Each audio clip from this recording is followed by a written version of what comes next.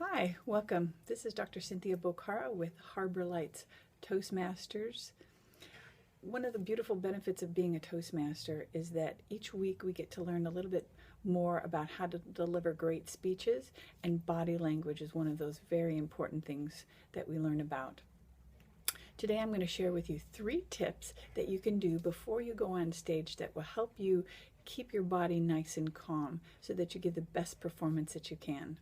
Tip number 1 is to breathe. When our bodies feel nervous, and getting on stage certainly qualifies as that. In fact, most studies say that it is the number 1 or number 2 fear that we have, just next to death as being a public speaker.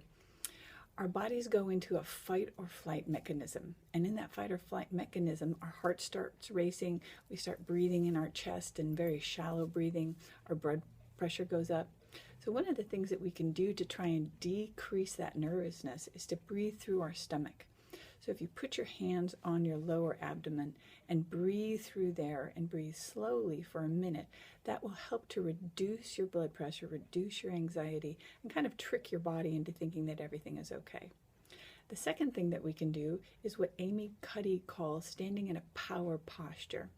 And a power posture is basically putting your hands on your hips, spreading your feet wide apart, not too wide, a little bit wider than your shoulder, slightly toeing out, elevating your chest, keeping your shoulders back, and slightly raising your head in this way.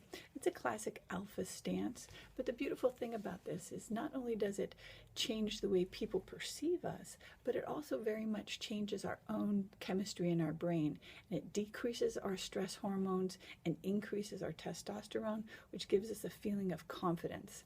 And when they did studies on this, actually, it is shown that it increases our performance later on, even by people who don't hear what we're saying, just by watching what these folks did that were in part of the experiment. So power posture for 2 minutes. And then the third and final tip is smile. Smiling is one of those universal languages that transmit in every culture. But just as importantly, that smile transmit to ourselves and start to change our own chemistry of our brain.